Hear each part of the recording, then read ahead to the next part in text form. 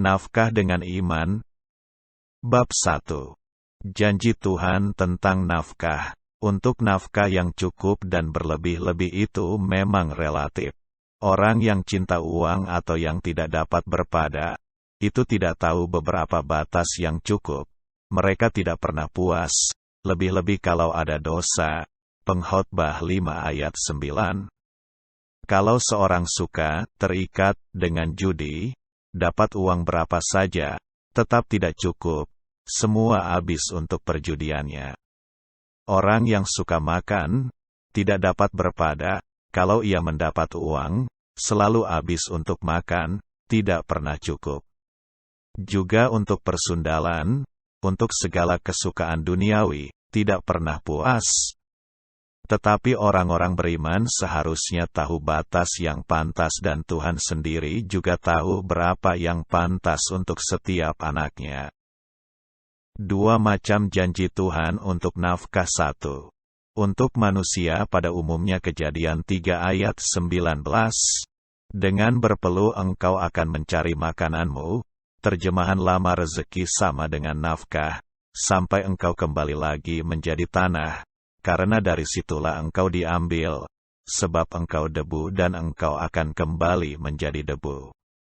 Tuhan memberi nafkah sebagai hasil keringat atau jerih payahnya. Ini yang halal, juga pekerjaan jasa, sekalipun tidak berkeringat tetapi sebab ia berusaha, itu halal. Orang-orang dunia berkata bahwa makan keringat sendiri itu halal, tetapi jangan makan keringat orang lain sama dengan menipu, mencuri, memaksa, dan sebagainya, itu haram. Syarat-syarat orang Kristen lebih tinggi dari ini. Orang-orang yang ingin mendapat penghasilan lebih banyak, ia harus bekerja lebih banyak juga, bekerja mati-matian, banting tulang, sehingga ia dapat mengumpulkan lebih banyak, itu cara yang halal. 2. Untuk orang beriman Matius 6 ayat 11 berikanlah kami pada hari ini makanan kami yang secukupnya untuk makanan setiap hari. Ini berarti nafkah secukupnya. Itu dijanjikan Tuhan dengan pasti untuk semua orang beriman. Kita tidak perlu khawatir. Nafkah ini tentu juga dengan memeras keringat seperti orang-orang dunia. Namun orang-orang beriman tidak perlu khawatir. Asal mau bekerja, akan dapat. Matius 6 ayat 31-33 Sebab itu janganlah kamu khawatir dan berkata, apakah yang akan kami makan? Apakah yang akan kami minum? Apakah yang akan kami pakai? Semuanya itu dicari bangsa-bangsa yang tidak mengenal Allah. Akan tetapi Bapamu yang di sorga tahu, bahwa kamu memerlukan semuanya itu. Tetapi carilah dahulu kerajaan Allah dan kebenarannya, maka semuanya itu akan ditambahkan kepadamu. 25-34. Kalau belum dapat, periksa diri. Kalau ada yang salah atau yang perlu dibereskan, bereskanlah. Lalu sesudah itu dengan iman minta dan terimalah dari Tuhan. Dengan iman berarti yakin, sekalipun belum mendapat, sehingga penuh syukur. Kalau bersungut-sungut, itu artinya belum yakin, tidak percaya. Orang seperti ini digolongkan seperti orang-orang dunia.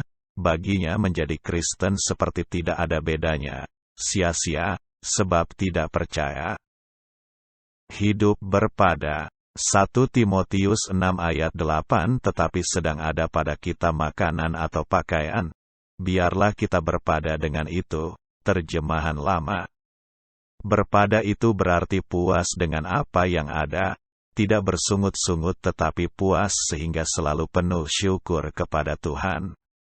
Lawannya dari berpada ialah ingin akan uang.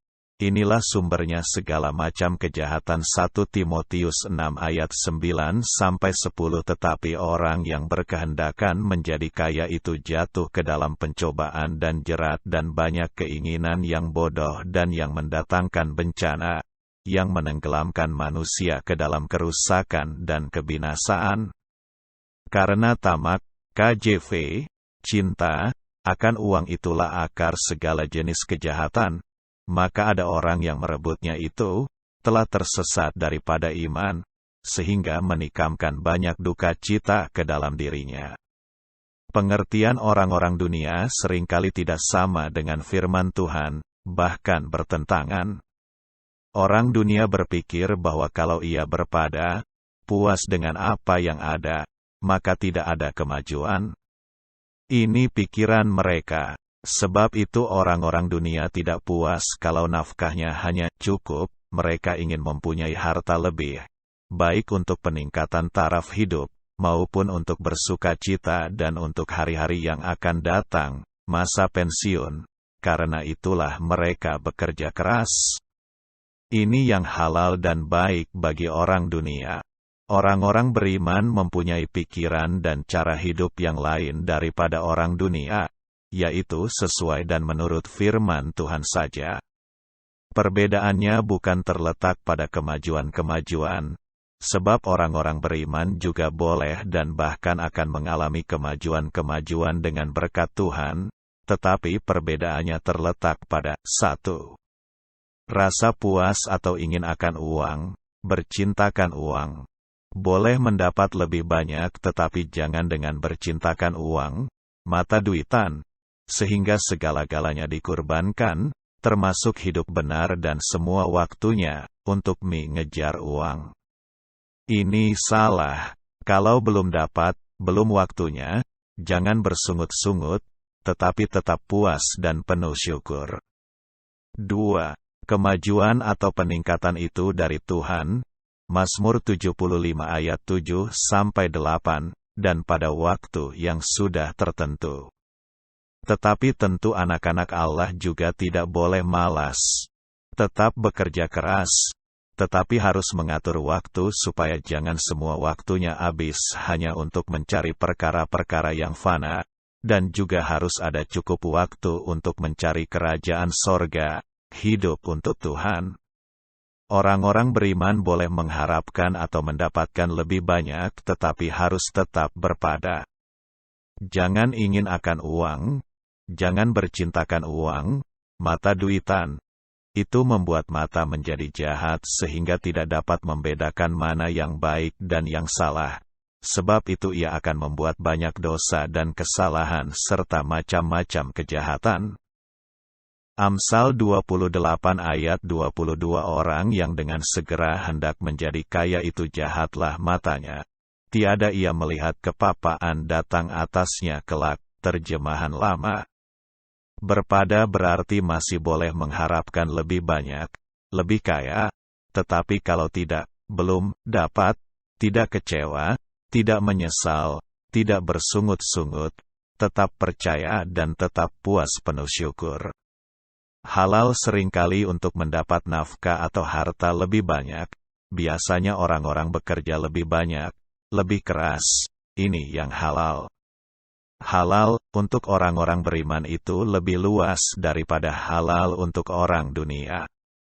Bukan hanya bekerja secara jujur, makan keringat sendiri, tetapi juga harus memenuhi 2 syarat halal lainnya yang terdapat dalam Imamat 11 ayat 3. Setiap binatang yang 1, berkuku belah, yaitu yang kukunya bersela panjang, dan yang 2, memamah biak, boleh kamu makan.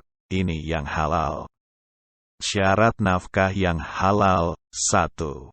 Berkuku 2, kembar, kuku sapi terbelah 2, kembar, besar dan kuat, seolah-olah menjadi sepatunya untuk berjalan.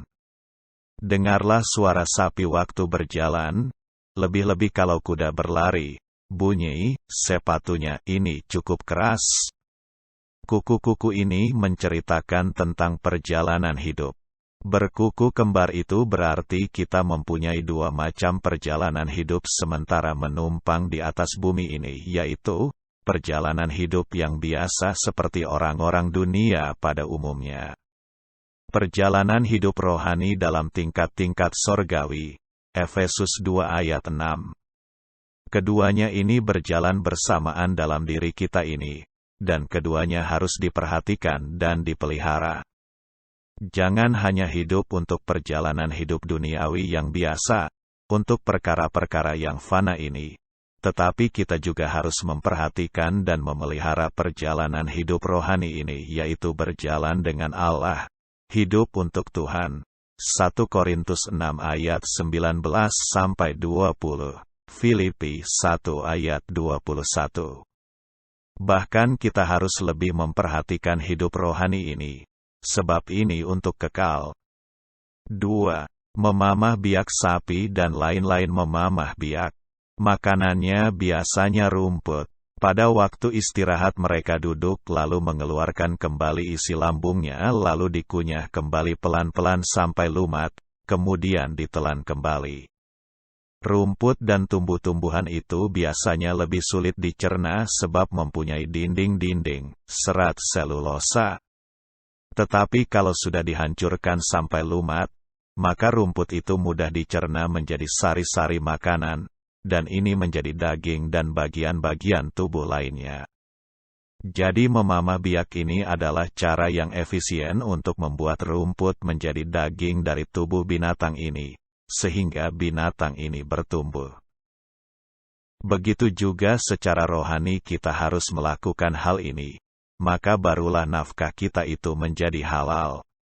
Rumput hijau, Mazmur 23 ayat 2, atau firman Tuhan yang telah kita terima, baik dari pembacaan, penyelidikan pribadi, dari ibadat dalam setiap kebaktian, dari pembahasan bersama, langsung dari Tuhan dan sebagainya, itu perlu dimamah biak kembali. Ini berarti kita harus menyediakan waktu yang cukup untuk ibadat, masa teduh dan mengulang-ulang, meditasi, semua pengajaran firman Tuhan yang telah kita terima.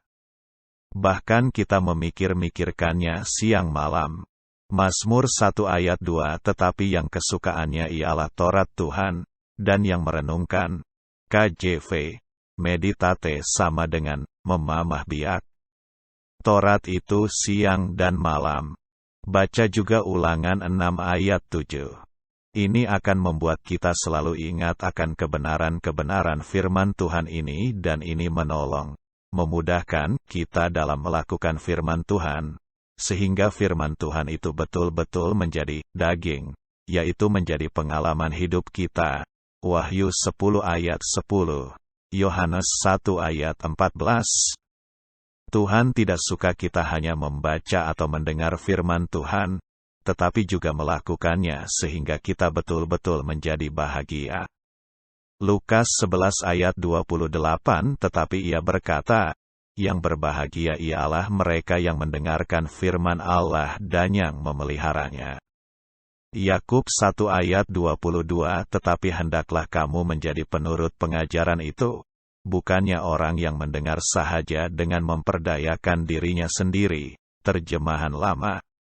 Yakub 1 ayat 25, melainkan orang yang menurut dengan sebenarnya, maka ialah orang yang berbahagia di dalam hal ia menurut itu. Terjemahan lama. Sebab itu orang-orang beriman jangan menghabiskan waktunya hanya untuk mencari nafkah belaka, sekalipun dengan cara-cara yang halal menurut orang dunia, jujur, keringat sendiri. Bagi orang-orang beriman hal ini masih belum halal di hadapan Tuhan, ini haram. Masih banyak orang Kristen mati-matian bekerja mengumpulkan harta. Betul mereka bekerja dengan jujur, keringat sendiri dan bahkan minta berkat Tuhan, tetapi mereka tidak mengerti bahwa nafkah mereka masih haram, belum halal, sebab tidak berkuku kembar dan tidak memamah biak. Sesudah mengerti hal ini, bertobatlah, berubahlah, taatlah akan firman Tuhan. Sediakan waktu untuk bersekutu dengan Tuhan, beribadat dan pelayanan. Tuhan tidak menuntut seluruh waktu. Bahkan seringkali waktu yang dipakai untuk bekerja dan sekolah itu yang terbanyak. Tetapi sediakanlah cukup waktu untuk hidup rohani yang kekal dan untuk memamah biak supaya dapat melakukan firman Tuhan dengan sesungguhnya. Tuhan tidak ingin kita bermalas-malasan lalu hanya menyanyi dan berdoa, mau lari dari kerja keras. Tidak. Tuhan ingin kita bekerja dengan baik, bekerja keras, tetapi harus yang halal di hadapan Tuhan, yaitu berkuku kembar dan memamah biak. Halal tidak dapat kaya, kalau banyak waktu diberikan untuk memelihara hidup rohani dan memamah biak. Mana mungkin ada cukup waktu untuk mengumpulkan kelebihan harta? Mana mungkin menjadi kaya? Apakah pendapat ini betul? Untuk makanan secukupnya setiap hari pasti dapat. Tetapi untuk menjadi kaya, lebih-lebih untuk lekas-lekas menjadi kaya itu nampaknya sulit. Untuk cepat menjadi kaya, hampir semua waktu akan habis untuk mencari uang. Bahkan pikiran, perhatian dan segenap hati akan habis untuk mengejar uang, dan ini haram, tidak diperkenan Tuhan. Bahkan kalau hanya memenuhi satu syarat di antara dua syarat tersebut, itu pun masih haram. Imamat 11 ayat 4-8. Tetapi kalau oleh karena kedua syarat ini, berkuku kembar, dua dan memamah biak, nafkah kita belum dapat mencapai jumlah yang banyak, tidak dapat berlebih-lebih, kita harus sabar dan berpada. 1 Timotius 6 ayat 8. Pokoknya asal halal di hadapan Tuhan. Sekalipun hanya sekedar cukup, berpadalah, artinya puaslah dan penuh dengan syukur. Orang seperti ini biasanya pada saatnya akan diberkati lebih limpah, dan itu betul-betul berkat yang halal di hadapan Tuhan. Salah satu tanda khas dari berkat dari Tuhan yaitu rohaninya akan cepat meningkat. Orang yang nafkahnya haram di hadapan Tuhan, biasanya rohaninya macet atau undur. Suam-suam, Wahyu 3 ayat 16. Di hadapan Tuhan orang seperti ini tidak menyukakan hati Tuhan melainkan hina dan menjijikan. Ia akan diludahkan keluar. Belajarlah hidup berpada asal halal di hadapan Allah. Bukan hanya dari keringat bila mana Tuhan memberikan kelebihan ini. Allah di surga itu Bapa kita. Seluruh bumi dan seisinya itu miliknya. Bahkan seluruh alam semesta yang nampak dan yang tidak nampak. Mazmur 24 ayat 1. Tuhanlah yang empunya bumi serta segala isinya, dan dunia serta yang diam di dalamnya. Kalau seorang bapa mempunyai pegawai dan anak yang mengerjakan pekerjaan yang sama bagi sang bapa, si pegawai hanya menerima upah keringatnya, tetapi si anak, selain upah keringatnya, ia juga menerima ekstra yang jauh lebih banyak, sebab ia anak, dan sebab bapa mengasihinya.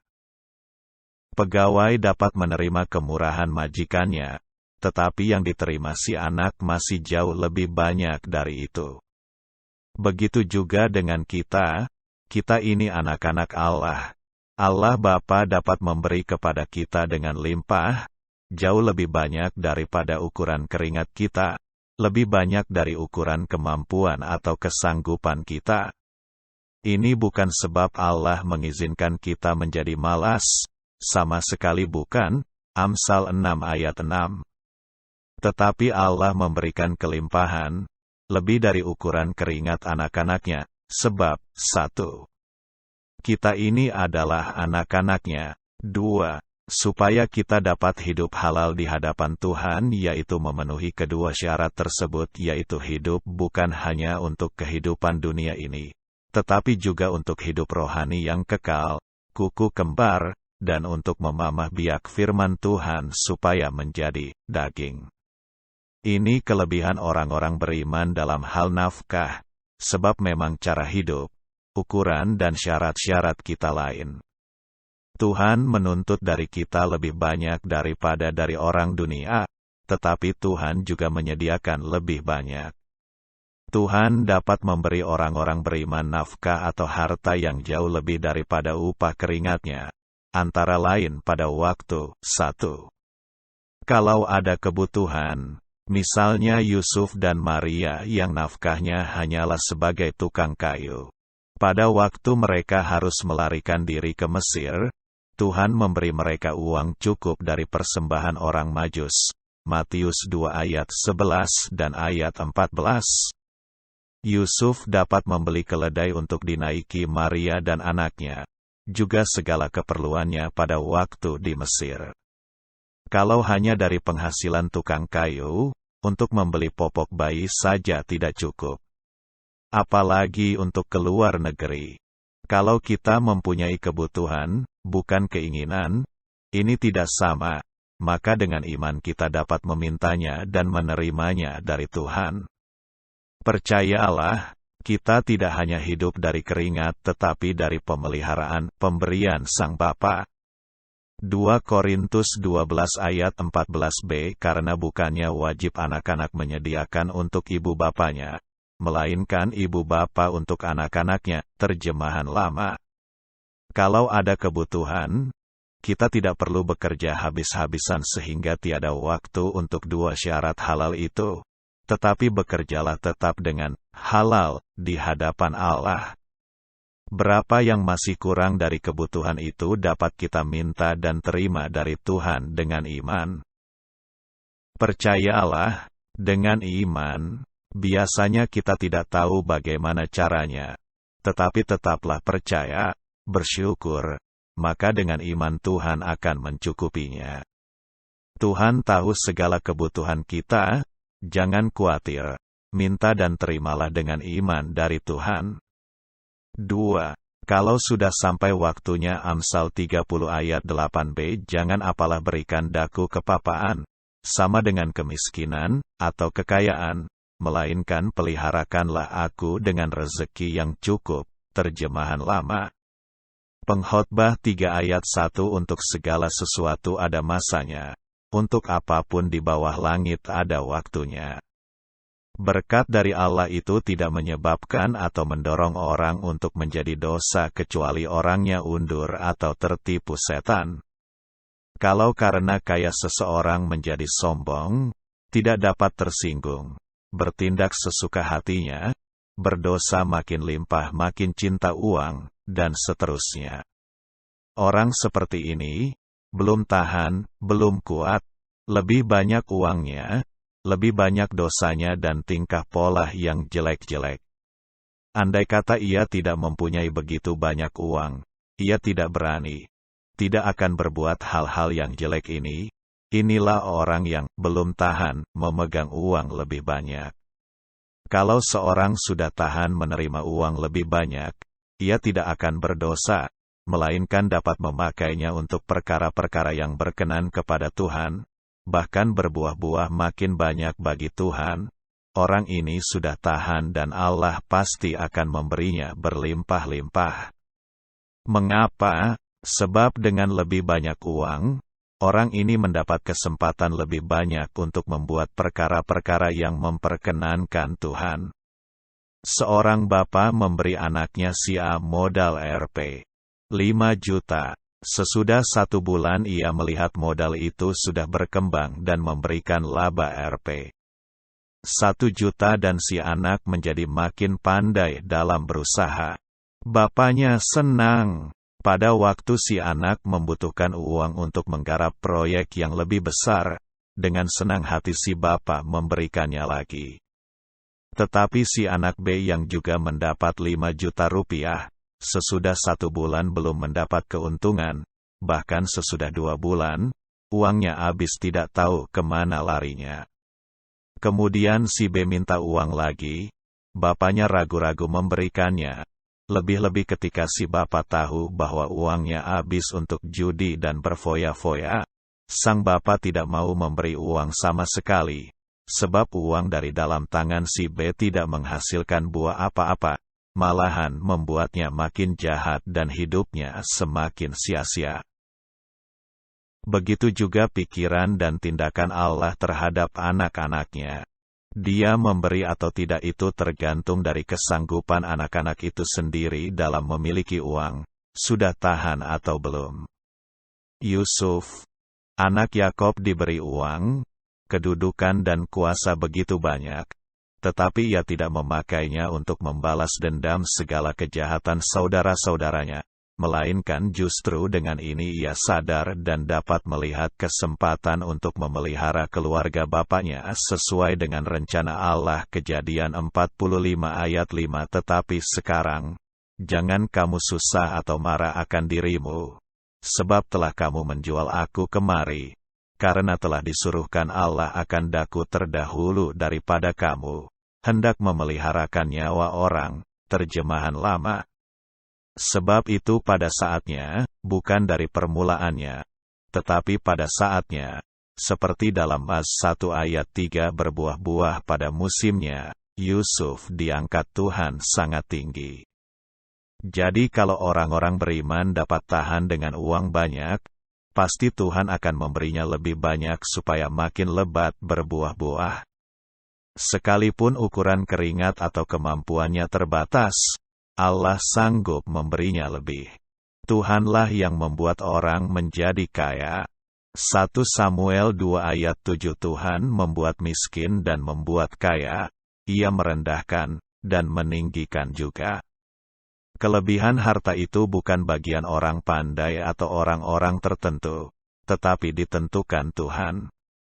Pengkhotbah 9 ayat 11 lagi. Aku melihat di bawah matahari bahwa kemenangan perlombaan bukan untuk cepat, dan keunggulan perjuangan bukan untuk yang kuat, juga roti bukan untuk yang berhikmat, kekayaan bukan untuk yang cerdas, dan karunia bukan untuk yang cerdik cendekia, karena waktu dan nasib dialami mereka semua. Semua uang, lebih-lebih kelimpahan yang ada pada kita itu dari Tuhan datangnya. Hosea 2 ayat 7. Tetapi dia tidak insaf bahwa akulah yang memberi kepadanya gandum, anggur dan minyak, dan yang memperbanyak bagi dia perak dan emas yang dibuat mereka menjadi patung Baal.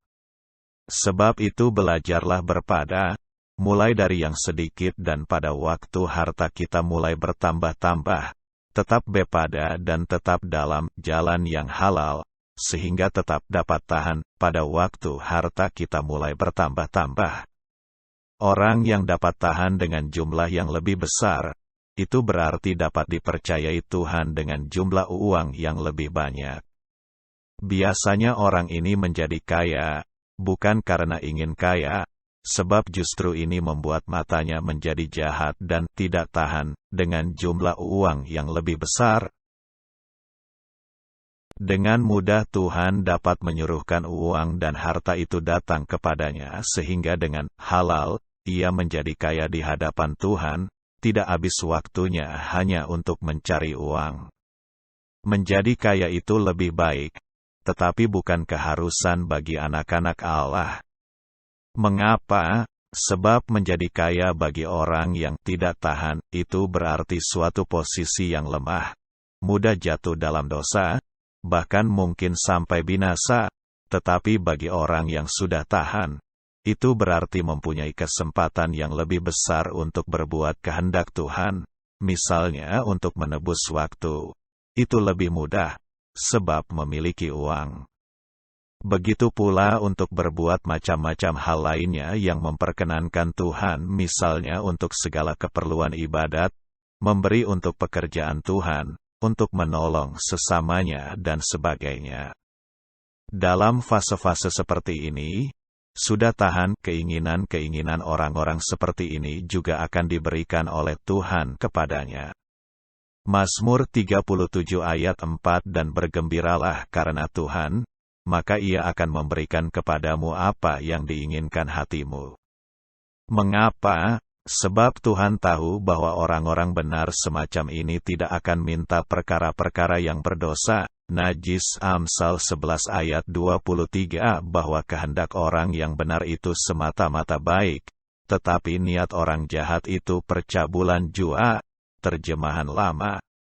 Jadi meskipun tidak layak menurut ukuran dunia, ukuran keringatnya kecil, belum memungkinkan, tidak pantas, tidak mungkin, Tuhan tetap sanggup memberikan kelimpahan kepada anak-anaknya, baik harta, nafkah, kedudukan atau kuasa yang berlebih-lebih pada anak-anaknya yang sudah tahan, kuat, dan dapat memakainya dengan baik untuk berbuah-buah bagi Tuhan. Misalnya Daud seorang gembala kambing. Seharusnya ia hanya berada di dalam kandang. Tetapi sebab ia sudah tahan, Tuhan dapat mengangkatnya menjadi raja yang kaya, berkedudukan dan berkuasa, didudukannya di dalam istana yang mewah dan harum, sekalipun ia hanya seorang gembala kambing. 2 Samuel 7 ayat 8. Oleh sebab itu, beginilah kau katakan kepada hambaku Daud, beginilah firman Tuhan semesta alam, akulah yang mengambil engkau dari padang, terjemahan lama, barung sama dengan kandang domba, ketika menggiring kambing domba, untuk menjadi raja atas umatku Israel. 2 Samuel 7 ayat 18. Lalu masuklah Raja Daud ke dalam, kemudian duduklah ia di hadapan Tuhan sambil berkata, siapakah aku ini, ya Tuhan Allah, dan siapakah keluargaku, sehingga engkau membawa aku sampai sedemikian ini. Juga Yusuf budak belian dan orang terpenjara yang tidak terdidik itu dijadikan menteri atau wakil raja yang cerdik oleh Tuhan. Mengapa? Sebab Yusuf sudah tahan, sudah sampai waktunya. Daniel, mengapa? Sebab sudah tahan terhadap uang, sudah waktunya. 3. Untuk kepentingan kerajaan surga, bendahara Tuhan kita ini sebetulnya adalah bendahara-bendahara dari Tuhan. Semua yang ada pada kita itu dari Allah dan untuk kemuliaan nama Tuhan, termasuk untuk kebutuhan kita sendiri. Roma 11 ayat 36. Sebab segala sesuatu adalah dari Dia, dan oleh Dia, dan kepada Dia, bagi Dialah kemuliaan sampai selama-lamanya. Sebab itu untuk setiap pengeluaran, kita harus bertanggung jawab kepada Tuhan sebagai bendaharanya. 1 Petrus 4 ayat 10. Maka sekadar karunia yang ada pada masing-masing, hendaklah melayani di antara kamu sendiri, seperti bendahari yang baik, good steward KJV, yang berpegang atas berbagai-bagai anugerah Allah, terjemahan lama. Tetapi tidak semua bendahara-bendahara Tuhan itu jujur. Ada beberapa banyak orang beriman yang merupakan bendahara yang tidak jujur, yang mengeluarkan uang menurut kehendaknya sendiri, bukan menurut kehendak Allah. Misalnya Lukas 16 ayat 1. Kita harus mempertanggungjawabkan semua hal ini kepada Tuhan kelak. Roma 14 ayat 12. Tentu jauh lebih baik kalau mulai dari sekarang dalam setiap pengeluaran kita harus mendapat persetujuan Tuhan. Kita harus menjadi bendahara Tuhan yang dapat dipercayai untuk kepentingan kerajaan sorga. Kalau seorang anak Allah, bendahara Tuhan, dapat dipercayai atas uang yang dipercayakan kepadanya dan mau memakainya untuk kepentingan kerajaan surga, maka Tuhan akan mempercayainya dengan jumlah yang makin besar, dan memakainya untuk menjadi saluran keuangan bagi pekerjaan Tuhan. Sekalipun ia tidak layak, tidak mampu, tidak pantas menurut ukuran dunia, Tuhan dapat memberinya harta yang berlimpah. Lebih dari ukuran kemampuannya, lebih dari ukuran keringatnya. Tuhan tahu kemampuan anak-anaknya dan tahu lebih dahulu apa yang bakal dibuat oleh mereka, sebab itu Tuhan dapat memberi kelimpahan itu dengan sebaik-baiknya. Waktu Israel keluar dari Mesir, Tuhan memberi mereka harta yang begitu limpah, lebih daripada yang pantas dimiliki para budak-budak ini. Mengapa? Sebab Tuhan akan menyuruh mereka membuat kemas suci yang amat mahal. Dan Tuhan tahu bahwa orang-orang Israel akan dengan sukacita memberi dengan kelimpahan dari miliknya untuk membangun kemas suci yang mahal itu. Mereka memberi begitu banyak, begitu spontan sampai harus diberhentikan oleh Musa. Keluaran 36 ayat 5-6. Tuhan sudah tahu hal ini lebih dahulu, sebab itu Tuhan memperlengkapi mereka dengan amat limpah. Juga Sulaiman dan Daud diberi Tuhan begitu limpah, tidak ada seorang raja pun sekaya mereka. Mengapa Tuhan memberi mereka begitu limpah? Sebab Daud seorang yang berkenan kepada Tuhan, dapat dipercayai dalam soal uang dan mau memakainya untuk kepentingan kerajaan sorga, bahkan sangat bersuka cita untuk hal ini. 1 Tawarikh 22 ayat 14-16, 29 ayat 2, 3, 9. Dan memang ternyata Daud dan Sulaiman memberikan milik mereka dengan limpah dan dengan amat bersuka cita untuk membangun Ka'bah yang amat besar itu. Kalau orang-orang beriman tahan terhadap uang dan mau memakainya untuk pekerjaan Tuhan, mau membelanjakan miliknya demi kepentingan kerajaan surga, maka Allah akan melimpahkan bagi mereka uang tanpa batas, hanya dibatasi oleh daya tahan mereka saja. B. Juga pada akhir zaman ini, di mana gereja akan bertumbuh dengan luar biasa dan akan masuk dalam kesempurnaan, gereja memerlukan pembiayaan yang amat besar. Allah sanggup dan pasti akan memberikannya. Allah sudah menubuatkan bahwa orang-orang yang mau ikut serta dalam proyek ini, yang tahan akan uang dan setiawan, akan diberi kelimpahan yang luar biasa untuk pembiayaan yang besar ini. Ini sudah direncanakan Allah dan Ia sedang mencari siapa orang-orangnya yang dapat dipercayai tugas ini. Yesaya 60 ayat 5-7. Pada waktu itu engkau akan heran melihat dan berseri-seri. Engkau akan tercengang dan akan berbesar hati, sebab kelimpahan dari seberang laut akan beralih kepadamu, dan kekayaan bangsa-bangsa akan datang kepadamu. Sejumlah besar unta akan menutupi daerahmu, unta-unta muda dari Midian dan Eva. Mereka semua akan datang dari Sheba, akan membawa emas dan kemenyan, serta memberitakan perbuatan masyhur Tuhan. Segala kambing domba kedar akan berhimpun kepadamu. Domba-domba jantan Nebayot akan tersedia untuk ibadahmu. Semuanya akan dipersembahkan di atas mezbahku sebagai korban yang berkenan kepadaku, dan aku akan menyemarakkan rumah keagunganku. Ini, kaum awam, yang diberkati Tuhan. Mereka menebus waktu begitu banyak untuk pelayanan pekerjaan Tuhan sehingga mereka disebut imam-imam, tetapi perusahaannya tetap menghasilkan uang bahkan bertambah-tambah terus dengan limpah. Pekerjaannya yang utama, yang kelihatan, bukan lagi bisnis, tetapi pekerjaan Tuhan. Tetapi mereka tetap bekerja, namun hanya dengan waktu yang sedikit. Meskipun demikian perusahaan mereka tetap mendapat keuntungan atau hasil-hasil yang besar. Tuhan mengalihkan harta orang dunia kepada umatnya ini untuk menjadi persembahan di atas mezbah Tuhan.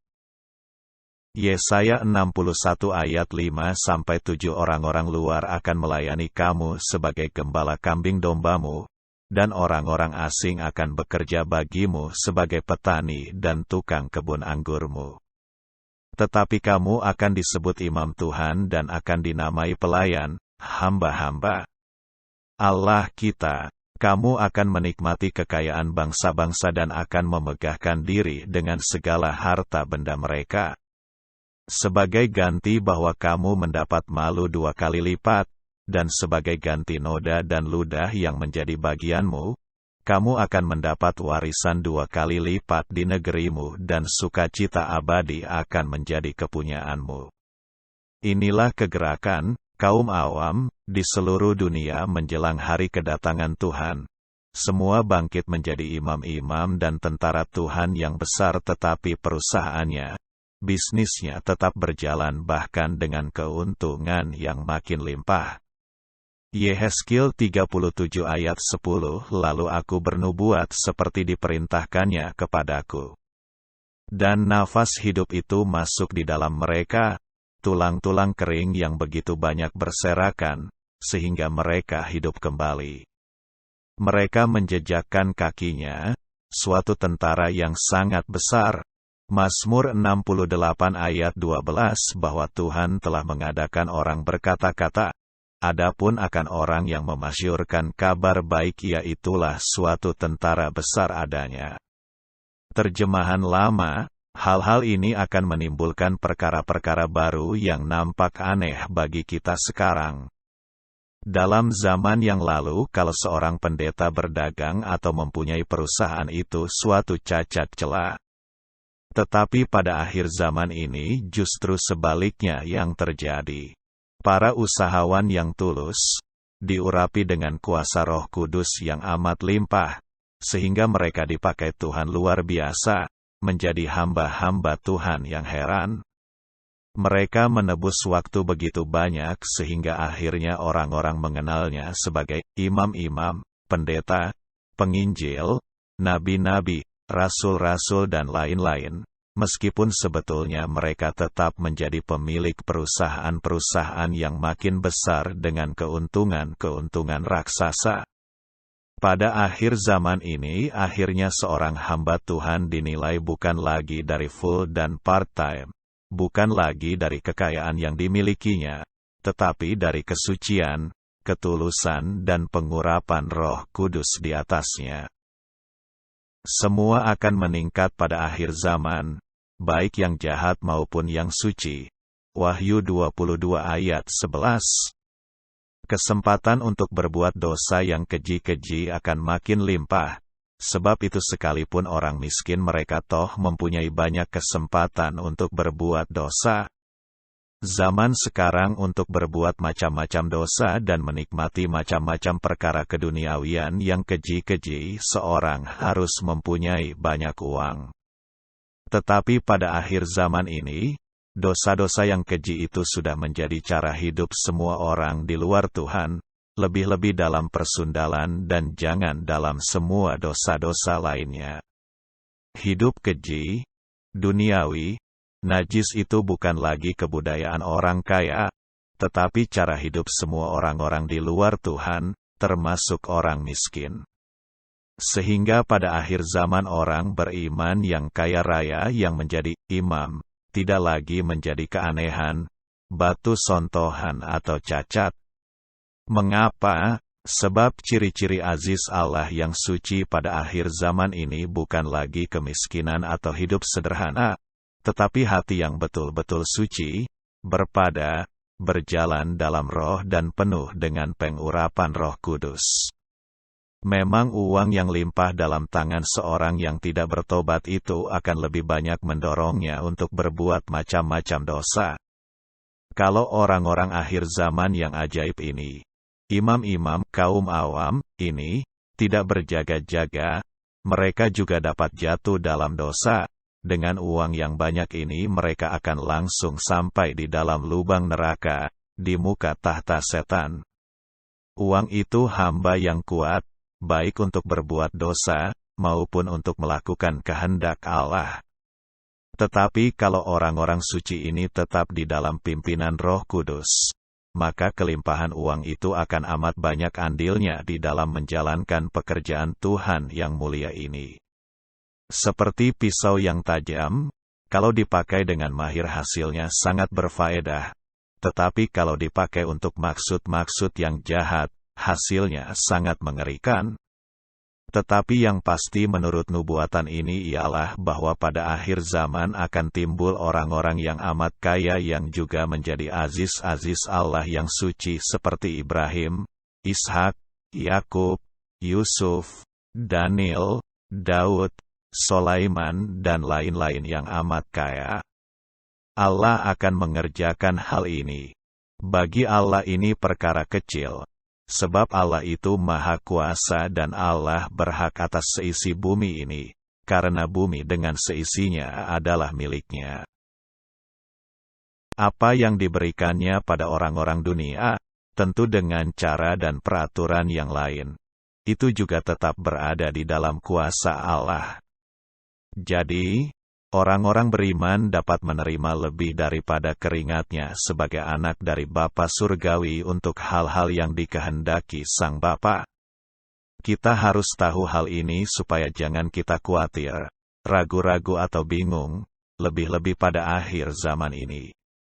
Pengertian firman Tuhan ini akan membangunkan iman sehingga anak-anak Allah yang hidup suci dan taat dapat dipakai Tuhan lebih dari yang biasa.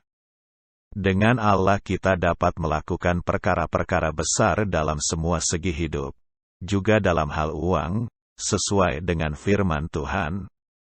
Mazmur 60 ayat 14 bahwa serta dengan Allah kami mengerjakan pekerjaan yang besar, dan Ia pun akan meminjak-minjakan segala lawan kami. Terjemahan lama.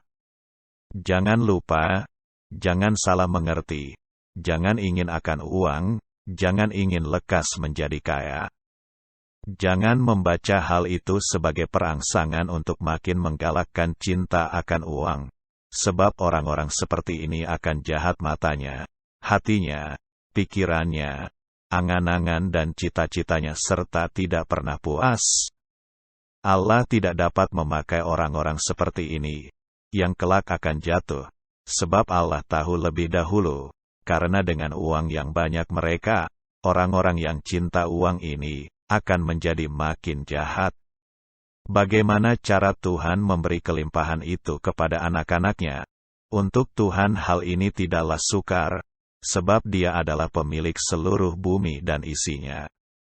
Meskipun iblis telah banyak mencuri daripada bumi dan isinya serta menipu banyak orang-orang, tetapi Tuhan tetap berkuasa di atas semuanya. Matius 28 ayat 18. Tuhan sanggup dengan mudah memberi kelimpahan kepada anak-anaknya lebih dari ukuran keringatnya. Ini sudah diatur dengan firman Tuhan dengan cara-cara antara lain. 1. Sementara tidur Mazmur 127 ayat 2 sia-sialah kamu bangun pagi-pagi dan duduk-duduk sampai jauh malam dan makan roti yang diperoleh dengan susah payah, sebab Ia memberikannya kepada yang dicintainya pada waktu. Terjemahan lama, sementara tidur.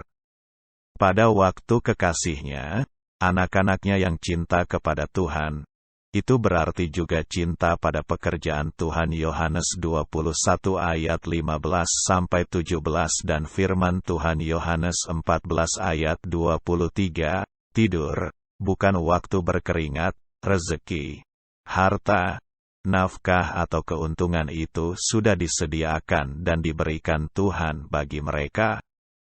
Orang-orang lain mengumpulkan rezekinya dengan penuh percintaan akan uang, dari pagi sampai malam, hasil dari keringatnya, tetapi Bapa Sorga dapat memberi pada anak-anaknya lebih dari ukuran keringatnya. 2. Tuhan menyimpan di dalam orang-orang berdosa untuk orang-orang benar. Amsal 13 ayat 22 orang baik meninggalkan warisan bagi anak cucunya, tetapi kekayaan orang berdosa disimpan bagi orang benar. Harta orang dosa disediakan Allah bagi orang benar, yaitu anak-anak Allah yang hidup dengan nafkah yang halal di hadapan Allah. Misalnya orang-orang Kanaan menyimpan begitu banyak harta untuk umat Tuhan, jauh sebelum mereka masuk mempusakai tanah Kanaan. Ulangan 6 ayat 10-11. 3. Untuk orang-orang yang mencintai pekerjaan Tuhan. Amsal 28 ayat 8 orang yang menambahi hartanya dengan rubiat dan laba yang keji. Ia itu mengumpulkan dia bagi orang yang menaruh kasihan akan orang miskin. Terjemahan lama. Allah menyediakan bagi orang-orang yang mencintai pekerjaan Tuhan yaitu pelayanan yang sampai kepada orang miskin. Matius 11 ayat 5. Salah satu tanda Injil yang benar itu ialah pemberitaannya sampai kepada orang miskin yang tidak dapat membayar biayanya. Kalau hanya sampai kepada orang-orang kaya, itu belum betul. Pelayanan orang miskin di sini bukan hanya secara hurufiah, tetapi terutama pelayanan pekabaran Injil, pekerjaan Tuhan yang suci yang sampai kepada orang-orang miskin. Tuhan menyediakan harta yang cukup untuk orang-orang yang betul-betul melakukan pekerjaan Tuhan dengan tulus dan benar. Jangan khawatir. Jangan ikut-ikutan cara-cara yang salah dalam mencari uang. Percayalah akan firman Tuhan, pasti pekerjaan Tuhan yang betul tidak akan kekurangan biaya. 4. Orang berdosa ditugaskan menghimpun pengkhotbah 2 ayat 26 karena kepada orang yang dikenannya Ia mengaruniakan hikmat, pengetahuan dan kesukaan, tetapi orang berdosa ditugaskannya, terjemahan lama, dengan percintaan dan banyak susah payah, untuk menghimpun dan menimbun sesuatu yang kemudian harus diberikannya kepada orang yang dikenan, terjemahan lama, yang baik di hadapan hadirat. Allah ini pun kesia-siaan dan usaha menjaring angin.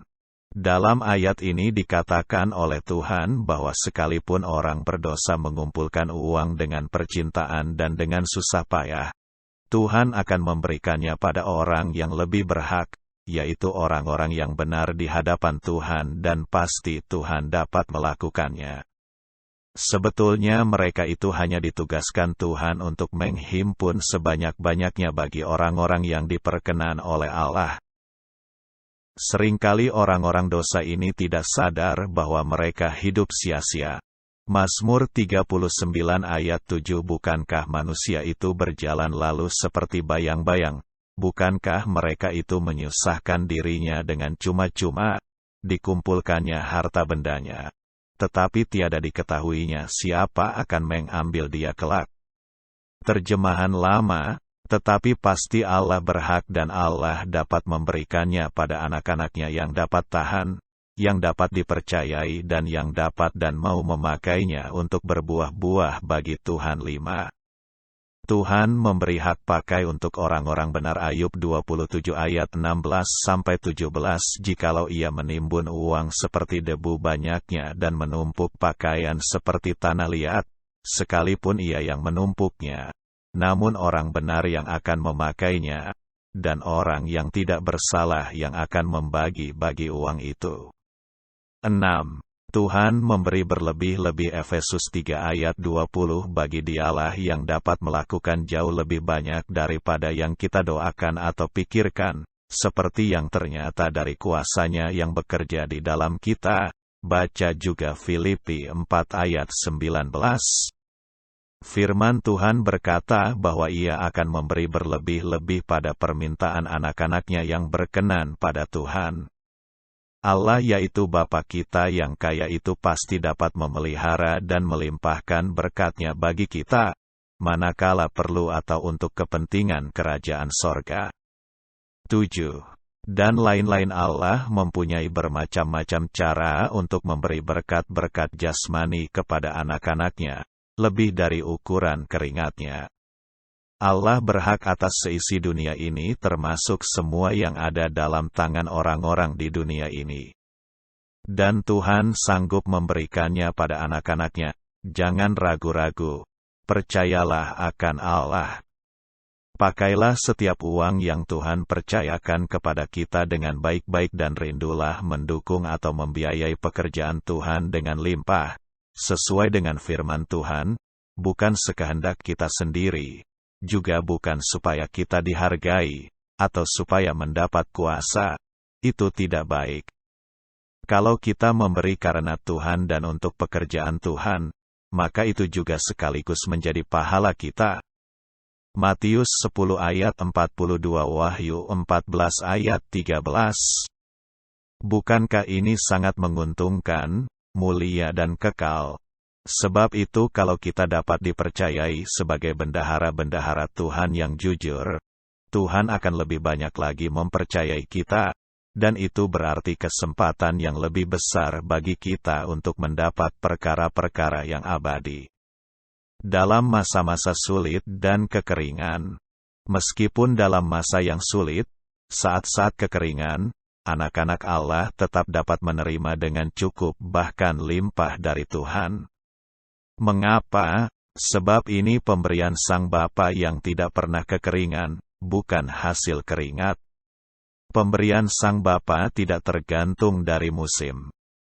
Yeremia 17 ayat 8. Karena adalah ia seperti sebatang pohon kayu yang tertanam pada tepi air dan yang merambatkan akarnya pada tepi sungai, maka tiada dirasainya apabila datang panas terik, melainkan daunnya tinggal hijau juga. Tiada diindahkannya jikalau kering setahun lamanya dan tiada ia berhenti daripada berbuah. Terjemahan lama. Misalnya, janda Sarfat di tengah-tengah masa kelaparan, keadaan sekitarnya kering, miskin, sedang bergantian jatuh mati kepelaparan, tetapi janda yang hidup dari berkat Tuhan ini tetap hidup. Ia menerima kelimpahan dari Bapa Surgawi, bukan berdasar keringatnya. 1 Raja-Raja 17 ayat 16. Juga Ishak yang pada masa kelaparan disuruh Tuhan tinggal di Gerar, semua dalam kekeringan, tetapi Ishak menabur dan hasilnya berkelimpahan sehingga orang-orang Gerar iri. Kejadian 26 ayat 1, 6, 12. Ini pemberian Sang Bapa, sesuai dengan firman Tuhan. Sebab itu anak-anaknya yang percaya, dapat disetujui menerimanya dengan iman untuk keperluan-keperluan yang dikehendaki, disetujui Tuhan.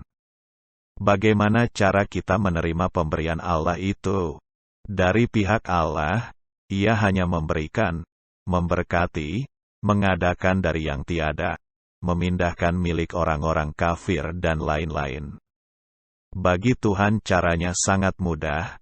Ia cukup berkata atau memerintah dan semuanya akan terjadi.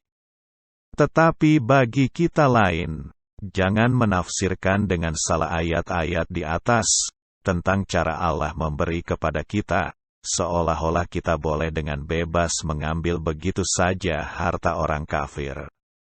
Lebih-lebih kalau ada percintaan akan uang, lalu tidak sabar dan mau lekas-lekas merampas harta orang kafir.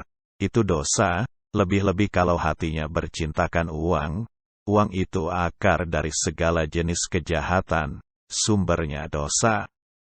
Jangan salah mengerti, bagi Allah, Allah tak pernah berjalan salah. Selalu dalam terang, 1 Yohanes 1 ayat 5. Bagi kita harus hati-hati, jangan berbuat salah. Jangan memakai ayat-ayat di atas untuk menutup-nutupi ketamakan dan percintaan uang di dalam hati, melainkan berpadalah. Jangan memakai ayat tersebut untuk menghalalkan segala cara untuk merampas uang orang kafir sebanyak-banyaknya, nanti jatuh dalam urusan dan macam-macam kejahatan yang mempermalukan nama Tuhan. Kita harus selalu memakai cara-cara yang halal, jujur, benar di hadapan Allah dan manusia. Dalam jalan Allah tidak ada cara-cara yang gelap, sebab itu bertentangan dengan keadaan Allah. Kita mendapatkan berkat Tuhan yang limpah itu bukan dengan tipu daya, paksa, dipuja-puja berlebih-lebih, atau cara-cara keji lainnya. Semua pemberian Allah itu melalui atau dengan cara-cara yang benar, jujur, halal di hadapan Allah, yaitu dengan 1. Pekerjaannya diberkati Tuhan sehingga beruntung. Ayub 1 ayat 10. Bukankah engkau yang membuat pagar sekeliling dia dan rumahnya serta segala uang dimilikinya? Apa yang dikerjakannya telah kau berkati dan apa yang dimilikinya makin bertambah di negeri itu. 2. Hasilnya, panennya, diberkati. Kejadian 26 ayat 12. Maka menaburlah Ishak di tanah itu dan dalam tahun itu juga ia mendapatkan hasil 100 kali lipat. 3. Tuhan memberi hikmat sehingga dapat mengerjakan usaha, pekerjaannya dengan baik. Misalnya Yusuf menangani 7 tahun limpah dan 7 tahun kelaparan dengan hikmat Allah yang heran, sehingga ia makin bertambah-tambah. Kejadian 41 ayat 38-39. Lalu berkatalah Fir'aun kepada para pegawainya, mungkinkah kita mendapat orang seperti ini, seorang yang penuh dengan roh Allah? Kata Fir'aun kepada Yusuf, oleh karena Allah telah memberitahukan semuanya ini kepadamu, tidaklah ada orang yang demikian berakal budi dan bijaksana seperti engkau. 4. Dijauhkan Tuhan dari segala bela-bela, kerugian, penyakit, malapetaka dan sebagainya, sehingga hasilnya utuh. Maleaki 3 ayat 11. Maka oleh karenamu juga aku akan melaknatkan si pembinasa, supaya jangan lagi dibinasakannya hasil bendang atau dibuluskannya pokok anggur yang di ladang, Demikianlah firman Tuhan seruah sekalian alam. Terjemahan lama, 5. Tuhan memberi promosi, peningkatan, baik dalam kedudukan, dalam pekerjaan atau dalam hasil, omset perdagangannya dan sebagainya. Mazmur 75 ayat 7-8 Sebab bukan dari timur atau dari barat dan bukan dari padang gurun datangnya peninggian, promosi itu. Tetapi Allah adalah hakim, direndahkannya yang satu dan ditinggikannya yang lain. 6. Rencana dan cara-cara kerjanya diberkati Allah dengan sukses yang indah-indah. Kemana saja Hizkia pergi dan merencanakan pekerjaannya, semua disertai Tuhan dan berhasil. 2 Raja-Raja 18 ayat 7a Maka sebab itu disertai Tuhan akan Baginda. Barang kemanapun baik Baginda pergi, di sana juga berlakulah Baginda dengan bijaksana. Terjemahan lama. 7.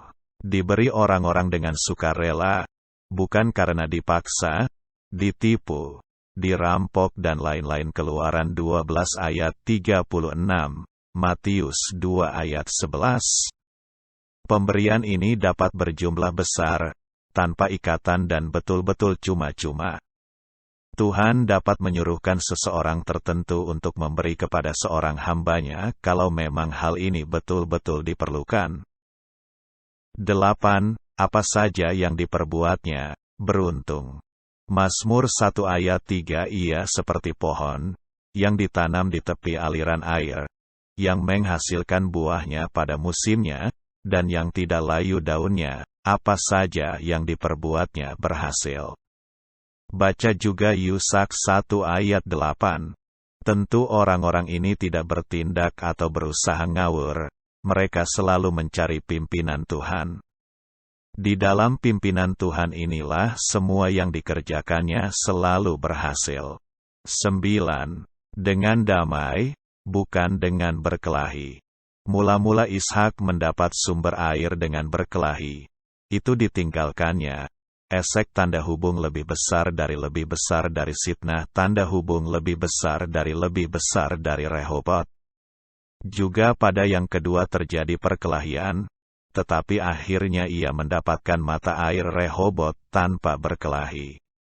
Kejadian 26 ayat 22 Ia pindah dari situ dan menggali sumur yang lain lagi.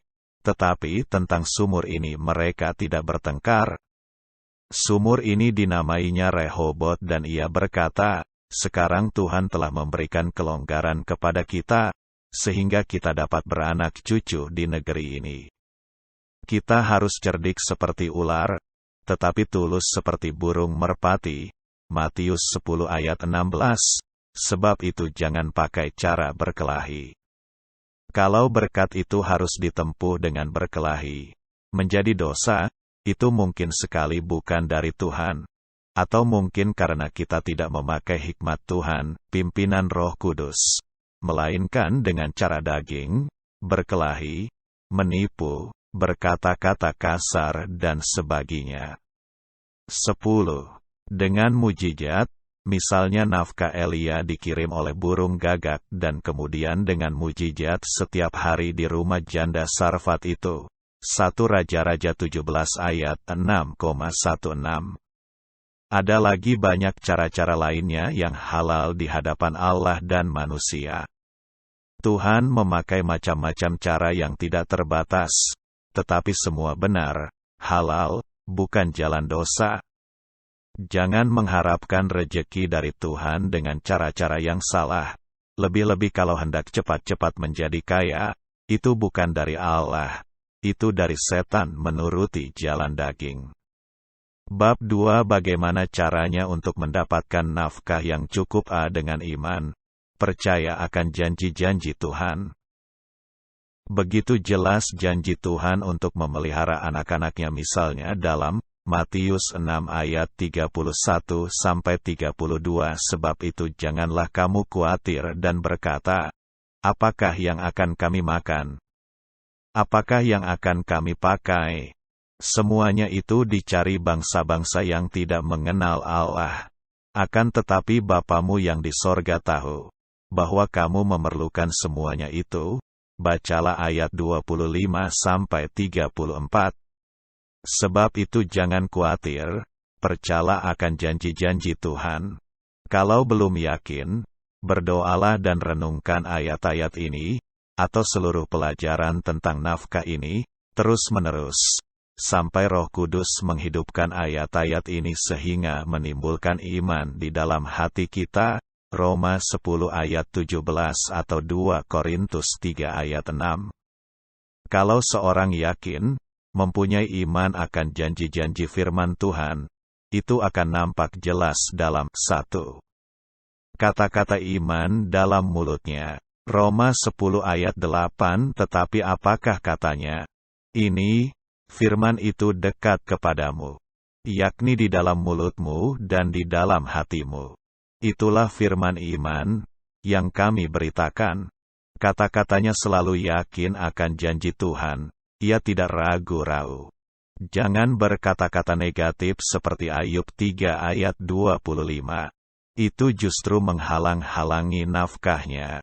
Ada orang yang berkata, saya sudah beribadat dengan setia hampir 1 tahun, tetapi toh belum dapat pekerjaan, percuma ikut Tuhan. Orang ini gagal dalam ujian, imannya gugur. Sebab itu hidupnya pahit, seperti orang-orang yang tidak lulus ujian. Itu pahit hidupnya. Orang seperti ini biasanya tidak mendapat apa-apa dari Tuhan, sebab tidak punya iman. Yakobus 1 ayat 6-7. Hendaklah ia memintanya dengan iman, dan sama sekali jangan bimbang. Sebab orang yang bimbang sama dengan gelombang laut, yang diombang-ambingkan kian kemari oleh angin. Orang yang demikian janganlah mengira bahwa ia akan menerima sesuatu dari Tuhan. 2. Mulutnya penuh syukur kepada Tuhan, sekalipun belum melihat jawaban Tuhan. Efesus 5 ayat 20. Ucaplah syukur senantiasa atas segala sesuatu dalam nama Tuhan kita Yesus Kristus kepada Allah dan Bapa kita. Orang yang bersungut-sungut adalah tanda bahwa ia tidak yakin akan janji-janji Tuhan, tidak punya iman dan tidak akan mendapat apa-apa. 3. Sikapnya penuh terima kasih kepada Tuhan dan tetap bergairah dalam ibadat dan pelayanan, sekalipun belum menerima jawaban atau pertolongan dari Tuhan. Kalau sudah tertolong baru bersyukur itu biasa, semua orang akan berbuat demikian. Itu bukan tanda orang-orang beriman. Itu seperti orang Israel sebelum menyeberang Laut Merah mereka bersungut-sungut bukan main, bahkan hendak merajam Musa. Sesudah melewati Laut Merah dengan heran, semua, bahkan tak ada seorang pun yang tertinggal, semua memuji-muji Tuhan dengan cara-cara yang luar biasa, mengagumkan sampai semua orang Kanaan gemetar lututnya. Mendengar sorak-sorai orang Israel memuji-muji Tuhan. Tetapi sesudah itu baru 3 hari kemudian, mereka menghadapi lagi pencobaan, yang jauh lebih ringan, mereka sudah bersungut-sungut lagi. Keluaran 15 ayat 22-24. Musa menyuruh orang Israel berangkat dari Laut Teberau, lalu mereka pergi ke padang gurun Syur. 3 hari lamanya mereka berjalan di padang gurun itu dengan tidak mendapat air. Lalu bersungut-sungutlah bangsa itu kepada Musa. Kata mereka, apakah yang akan kami minum? Ini adalah orang-orang yang tidak beriman, tidak percaya, seperti yang dikatakan dalam Ibrani 3 ayat 18 tb. Inilah beberapa tanda-tanda orang yang tidak punya iman. Miliki iman yang teguh dan yang besar. Firman Tuhan dan Roh Kuduslah yang menimbulkan iman yang kuat dalam hati orang-orang yang mau percaya. Kalau ada dosa-dosa yang menghalang-halangi pekerjaan Roh Kudus, yang mengganggu atau merusak hubungan dengan Allah sehingga tidak timbul iman, buanglah dosa-dosa itu, bertobatlah sungguh-sungguh. Kalau hubungan kita dengan Tuhan baik, Roh Kudus dapat bekerja dengan bebas dalam hati kita, maka setiap firman Tuhan akan menimbulkan iman yang cukup kuat. Dengan kata lain, kita akan yakin pada setiap firman Tuhan yang kita dengar atau baca. Orang yang percaya akan janji-janji Tuhan itu dapat bertahan sekalipun ia harus menunggu lama atau melihat fakta-fakta yang melemahkan iman, sebab ia tidak berjalan dengan penglihatan tetapi dengan iman. 2 Korintus 5 ayat 7. Percayalah, orang yang percaya akan menerima dari Tuhan sebagaimana yang dipercayainya. Matius 8 ayat 13. B. Harus bekerja, tidak boleh malas. Amsal 6 ayat 6, 12 ayat 11, 20 ayat 13. Sekalipun orang beriman, ia harus bekerja. 2 Tesalonika 3 ayat 10. Sebab juga waktu kami berada di antara kamu, kami memberi peringatan ini kepadamu, jika seorang tidak mau bekerja, janganlah ia makan. Kalau malas, Tuhan tidak akan memberi nafkahnya. Juga orang-orang beriman tidak perlu membantu orang-orang malas seperti ini. Jangan makan. Kita tidak boleh lalai atau malas dalam usaha. KJV, bisnis, Roma 12 ayat 2. Bagaimana caranya bekerja menurut firman Tuhan? 1. Dengan iman. Tuhan pasti memelihara kita kalau kita mau bekerja. Jangan ragu-ragu sekalipun banyak kesukaran atau hal-hal yang merintanginya. 2. Pekerjaan yang jujur, dalam terang, bukan dalam gelap. Jangan dengan tipu daya. Jangan pekerjaan yang haram seperti perjudian, termasuk SDS bedel, minuman keras, persundalan, perdukunan, dan sebagainya. Semua ini melawan Allah. Pekerjaan kita harus baik atau netral. 3. Tidak dengan cara-cara yang ribut, geger dan berkelahi, tetapi mendapatkan nafkah dengan damai dan senyap, sehingga dapat bersaksi bagi Tuhan. 1 Tesalonika 4 ayat 11-12. Dan kamu berusaha hidup dengan senyap, sambil memperhatikan pekerjaanmu sendiri dan bekerja dengan tanganmu seperti yang telah kami pesankan, supaya kamu melakukan dirimu dengan senonoh kepada orang luar, dan tiada bergantung kepada orang. Terjemahan lama. 4. Menopang pelayanan. Kisah Para Rasul 18 ayat 3-5. Kita bekerja bukan untuk menjadi kaya, tetapi supaya kita dapat hidup dan hidup bagi Tuhan. Filipi 1 ayat 21. Ini seperti Paulus yang membuat tenda, sekedar untuk nafkahnya, sehingga ia dapat berkuku kembar, hidup dan melayani Tuhan. Jangan hanya bekerja untuk tujuan duniawi, perkara-perkara duniawi seperti orang dunia, tetapi untuk tujuan sorgawi yang kekal. 5. Bekerja di mana saja, lebih-lebih pegawai, hamba, bekerjalah seperti kepada Tuhan.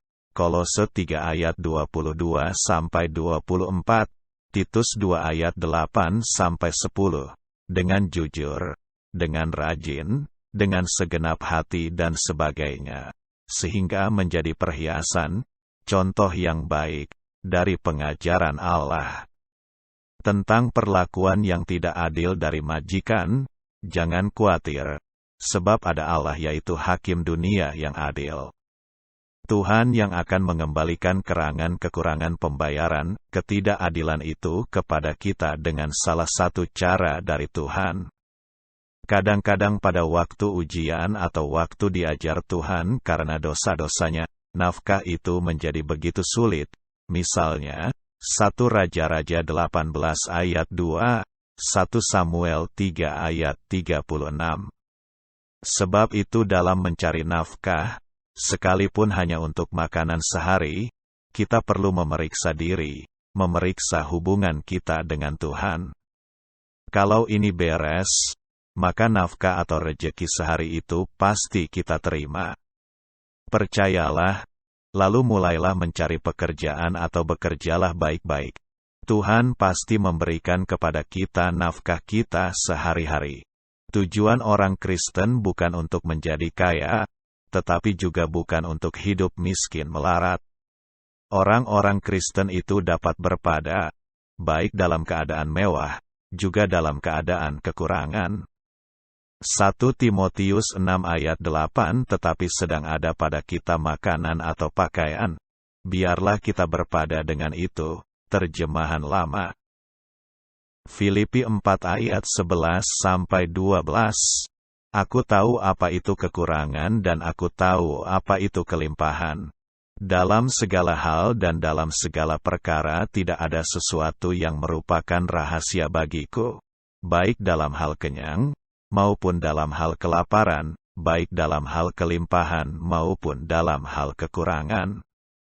Dalam segala keadaan orang-orang beriman itu selalu penuh syukur, sukacita dan puas.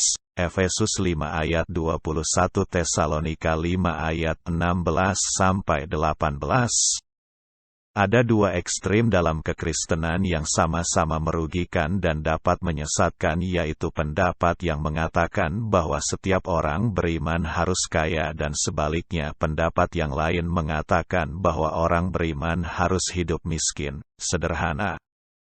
Ini hanya tambahan atau pikiran akal manusiawi yang merasa bahwa hal ini bagus, baik, mempermuliakan Tuhan, padahal itu hanya pikirannya sendiri. Kolose 2 ayat 8-23. Hati-hatilah, supaya jangan ada yang menawan kamu dengan filsafatnya yang kosong dan palsu. Terjemahan lama, tipu daya yang tidak berguna, menurut ajaran turun-temurun. Terjemahan lama, pengajaran manusia, dan roh-roh dunia. Terjemahan lama, menurut alif bata prinsip-prinsip dunia, tetapi tidak menurut Kristus. Peraturan-peraturan ini, walaupun nampaknya penuh hikmat dengan ibadah buatan sendiri, seperti merendahkan diri, menyiksa diri, tidak ada gunanya selain untuk memuaskan hidup duniawi. Terjemahan lama, kehendak hati, daging. Kita harus selalu berpada, puas dengan apa yang sudah kita miliki. Tujuan hidup kita bukan perkara-perkara yang fana dalam dunia ini, tetapi perkara-perkara kekal di surga di dalam Yesus. Sebab itu kita memakai dunia ini seperti orang yang tidak memakai, baik dalam keadaan miskin atau kaya. 1 Korintus 7 ayat 31 Dan orang yang memakai dunia ini, pakailah seperti orang yang tiada memakai, karena keadaan dunia ini akan lenyap. Terjemahan lama. Kaya atau miskin itu tergantung dari Allah, tetapi sebagian besar tergantung dari kita, dari pengertian kita, dari sikap, keadaan dan iman kita sendiri. Allah sanggup dan mau saja membuat kita menjadi kaya, kalau itu menjadi kesempatan yang baik bagi kita. Beberapa kekeliruan tafsiran itu timbul antara lain disebabkan karena kata-kata yang dipakai dalam Alkitab itu tidak sama artinya dengan yang dipakai di dalam dunia. Misalnya kata-kata cukup, miskin, kaya, orang Kristen, orang suci, sukses, dan lain-lain. Kata-kata ini mempunyai arti yang berbeda dalam penggunaannya di dunia, dibandingkan dengan yang dimaksudkan oleh firman Tuhan. Kalau firman Tuhan diartikan dengan kata-kata seperti arti atau definisi yang di dalam dunia, dapat timbul tafsiran-tafsiran yang ekstrim. Misalnya kata, miskin dan sukses. Beberapa orang Kristen memakai istilah sukses yang sama dengan istilah sukses yang biasa di dalam dunia. Misalnya berhasil dalam berdagang, gaji naik, sekolah berhasil, anak-anak punya penghasilan baik, omset meningkat dan seterusnya. Yusuf dan Maria adalah orang-orang yang sangat indah di hadapan Allah. Bahkan mungkin yang paling indah di saat-saat itu Matius 1 ayat 19 Lukas 1 ayat 28 KJV. Tetapi heran, mereka sangat miskin sehingga menyewa sebuah kamar di losmen yang paling murah pun mereka tidak mampu waktu Maria hendak melahirkan. Rupanya bengkel tukang kayu Yusuf tidak terlalu laris. Hanya biasa-biasa saja, cukup untuk nafkah sehari-hari. Apakah mereka tidak sukses? Apakah mereka tidak bahagia? Sangat bahagia dan sukses. Tetapi dalam arti yang lain daripada definisi duniawi. Namun pada waktu mereka membutuhkan jumlah yang sangat besar, Tuhan memberikannya sehingga cukup bahkan sampai berlebih-lebih. Orang-orang suci dapat berpada dan dalam kebutuhan yang besar pun tidak kekurangan sebab dengan iman mereka dapat menerima berapapun dari Tuhan. Sukses dan bahagia di hadapan Tuhan tidak harus berenang di dalam uang dan bentuk-bentuk sukses secara duniawi, meskipun biasanya ada juga, lebih-lebih pada saat-saat terakhir atau waktu diperlukan. Coba lihat orang-orang suci dari Yerusalem yang miskin-miskin, Rom 15 ayat 26, dan lain-lain. Orang-orang suci adalah nama dan keadaan untuk orang-orang Kristen, bukan hanya untuk rasul-rasul atau full-timers lainnya, tetapi bagi setiap orang Kristen, sebab memang seharusnya setiap orang Kristen itu orang suci. Lihat Roma 1 ayat 7. 1 Korintus 1 ayat 2, 2 Korintus 1 ayat 1, Efesus 1 ayat 1, Filipi 1 ayat 1, dan lain-lain. Mengapa mereka miskin? Apakah orang-orang suci ini tidak sukses? Bukan, mereka sukses dan bahagia, namun bukan dengan ukuran duniawi. Pada waktu itu mereka miskin, tetapi pada waktu yang lain mungkin Tuhan menambahi hartanya. Jadi jelaslah bahwa istilah sukses di hadapan Tuhan itu tidak selalu sama dengan istilah di dalam dunia yang hampir selalu berarti berhasil dan berenang dalam uang. Orang-orang sukses di hadapan Tuhan itu kadang-kadang juga dapat mengalami kekurangan, tetapi tetap berjalan dalam Allah. Ekstrem 1. Harus makmur dan kaya. Pengajaran ini begitu kuat mempengaruhi orang banyak, sebab ini pengajaran yang manis, siapa tidak mau menjadi kaya, sehingga hampir semua orang-orang beriman kena goncangannya. Sebab itu kita perlu mengenalnya baik-baik di dalam terang firman Tuhan supaya jangan hanyut dalam kekeliruannya. Orang yang mengatakan bahwa orang Kristen harus kaya, itu keliru dan dapat menyesatkan banyak orang sebab ini menarik banyak orang. Biasanya orang Kristen yang kanak-kanak dan duniawi, bahkan orang-orang dunia pun sangat mudah tertarik pada pelajaran yang ekstrim ini dan merekalah yang paling banyak menjadi korban dan disesatkan. Kalau dapat menjadi kaya dan tahan, kuat, menurut penilaian Tuhan, menjadi kaya, itu lebih baik, sebab itu adalah kesempatan yang baik, tetapi orang beriman tidak harus menjadi kaya. Apalagi menekankan bahwa orang beriman harus penuh dengan kekayaan dan sukses-sukses duniawi, barulah ia seorang Kristen yang betul dan rohani. Itu keliru. Saudara-saudara kita yang ekstrim ini selalu menekankan hal ini, terus menyanyikannya, nyanyian-nyanyian tentang sukses dan bahagia. Nyanyian ini belum salah, tetapi dapat mempengaruhi salah, mengarah kepada tujuan yang salah. Percintaan akan uang, bahkan selalu menjadi pemberitaan utamanya setiap kali. Memang hal ini sangat menarik, juga bagi orang-orang dunia, lebih-lebih di dalam penginjilan orang-orang dunia, Pil 1 ayat 18. Tetapi ini tidak tepat, sebab yang ditekankan selalu uang. Kesaksian-kesaksian juga tentang banyak uang, selalu uang, meskipun sebagian didapat dengan cara yang tak halal menurut firman Tuhan. Ini dapat menyesatkan, seolah-olah simbol orang Kristen ialah sukses dan kaya. Tidak, ini simbol orang dunia, lebih-lebih orang dagang dan pengusaha. Kita dipanggil Tuhan untuk memikul salib, bukan untuk menjadi kaya, sekalipun ini bukan dosa. Yang utama dari orang Kristen itu salib, sama dengan mau menderita karena hidup benar menurut firman Tuhan. 1 Petrus 2 ayat 21 Karena bagi maksud inilah, bukan untuk maksud-maksud yang lain, kamu sudah dipanggil, sebab Kristus sudah menanggung sengsara, memikul salib, bukan untuk berenang dalam uang, juga karena kamu ditinggalkannya suatu teladan. Ini teladan Kristus bagi kita, bagimu, supaya kamu mengikuti kesannya.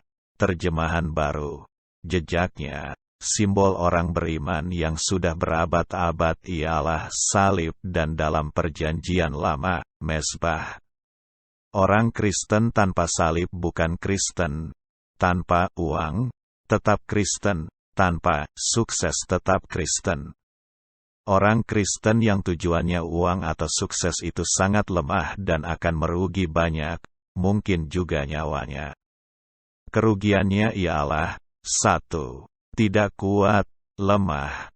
Kalau tidak mendapat uang, ia akan kecewa, bingung dan menjadi lemah, atau mata gelap mencari uang dengan segala jalan, dan ini merugikan rohaninya. Sebuah surat tertanggal tanggal 28 Januari tahun 1990 diterima dari alamat yang dikenal redaksi berbunyi antara lain sebagai berikut. Kami ingin meneguhkan firman Tuhan. Pelajaran ini sudah dihotbahkan sebelum dimuat dalam TE, melalui kesaksian yang benar-benar nyata. Ada seorang yang sudah rusak penghidupannya. Setelah melihat kuasa Allah melalui doa dan mendengar firman Allah, orang ini bertobat. Kemudian minta dipermandikan, tetapi kemudian ia tertarik oleh berita hidup berkelimpahan.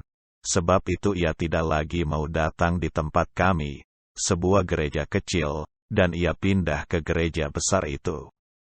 Bagi kami tidak soal, asal masih mau ke gereja. Di gereja besar itu semangatnya berapi-api. Hampir tiada hari baginya tanpa ke gereja.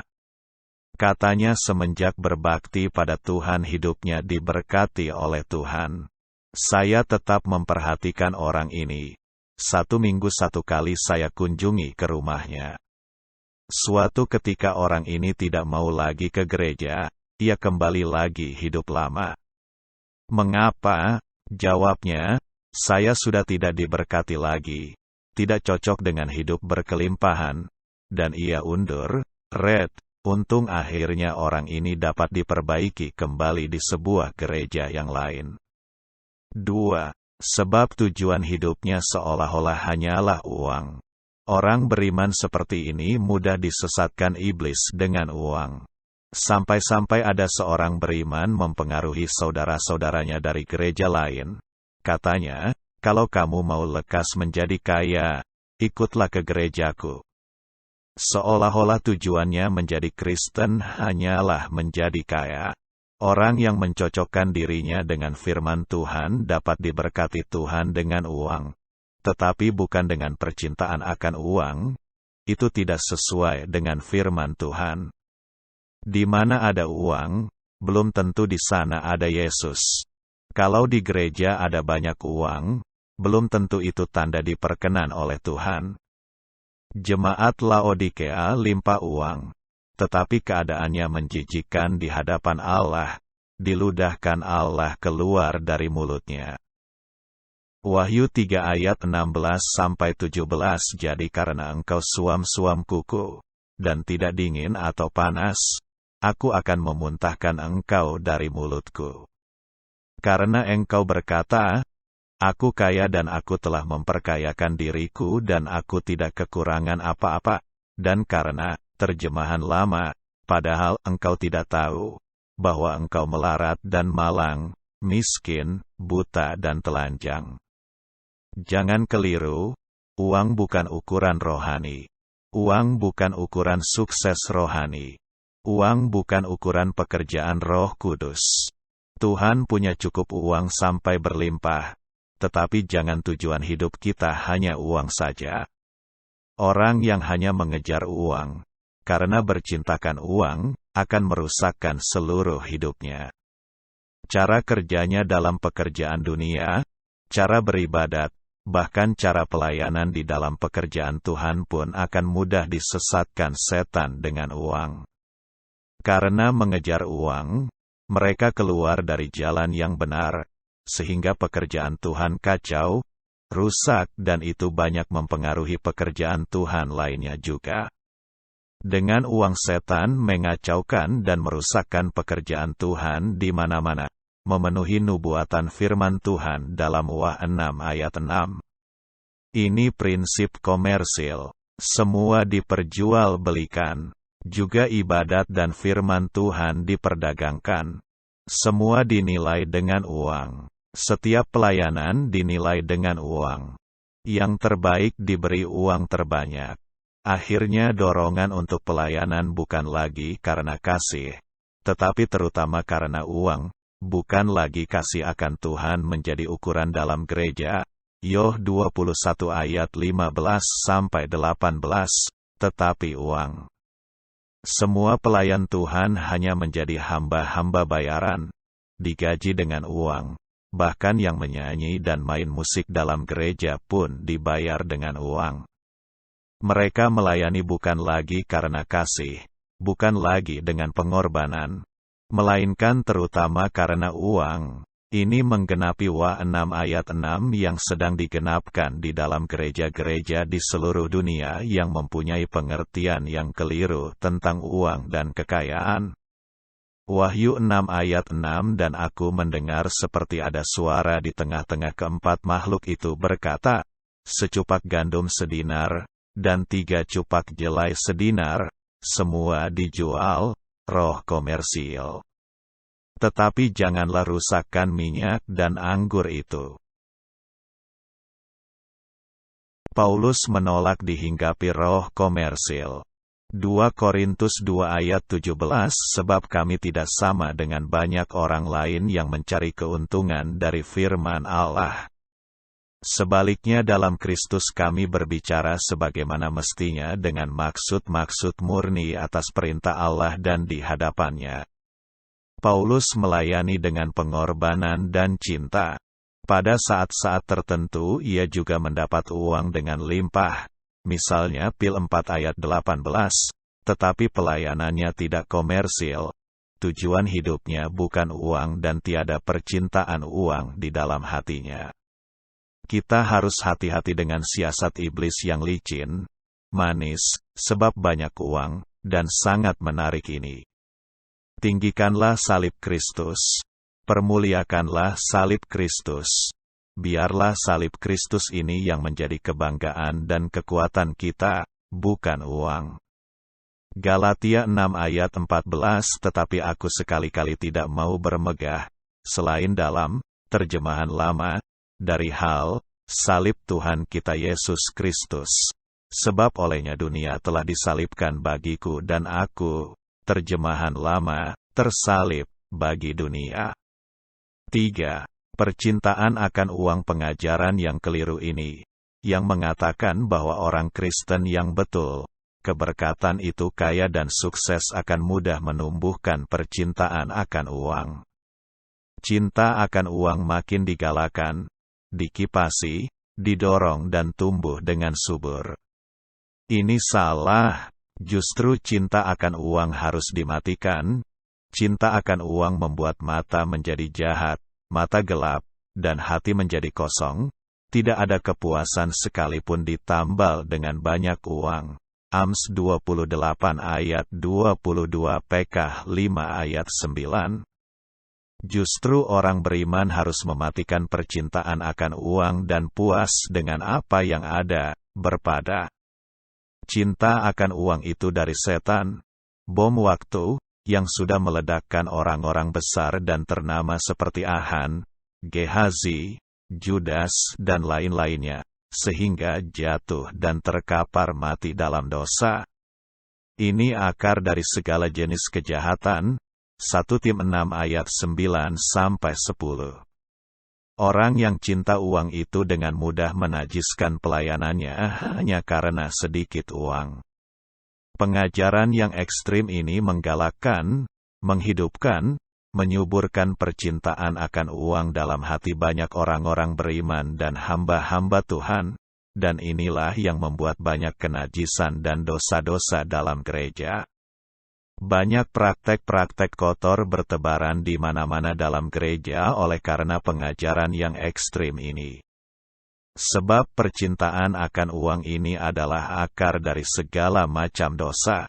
Mata menjadi kabur, sehingga dosa-dosa itu tidak lagi terlalu jahat. Sebab itu mereka dapat menghalalkan banyak perkara dosa duniawi sebab sudah mata gelap, buta, karena cinta akan uang dan tujuannya hanya uang.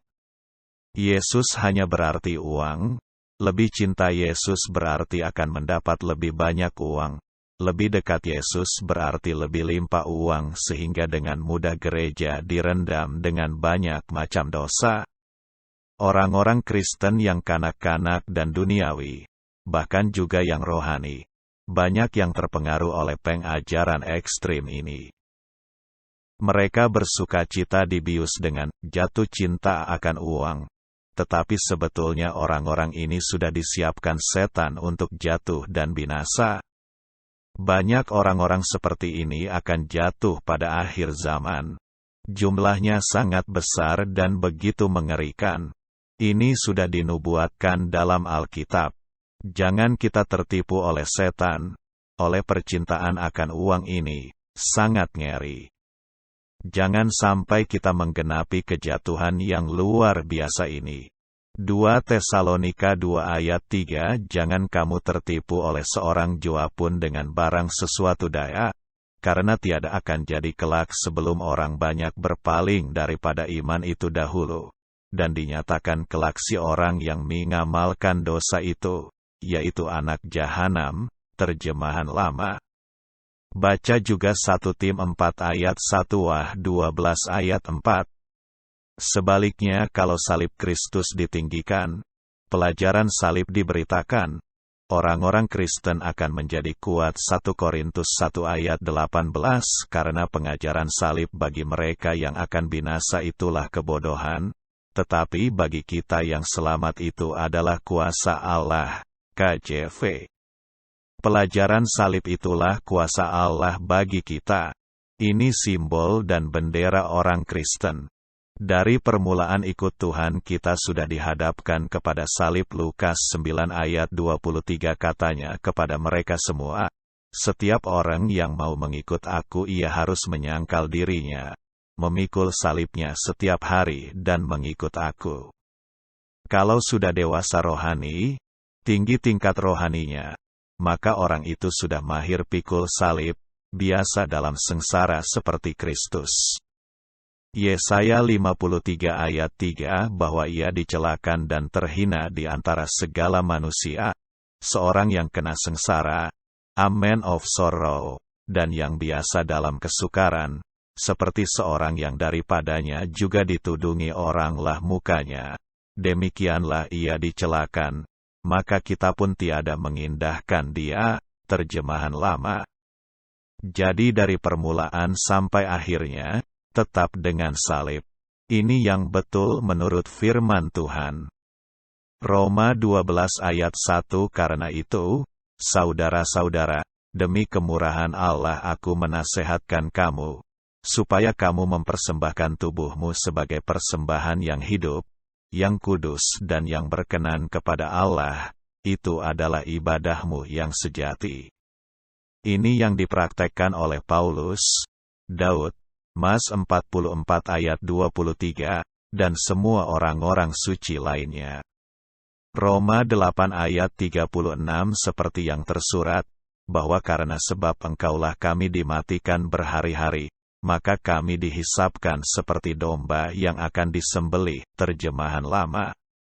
2 Korintus 4 ayat 10-12 Senantiasa kami menanggung sengsara kematian di mana-mana kami pergi, supaya kehidupan Yesus itu juga dinyatakan kepada tubuh kami.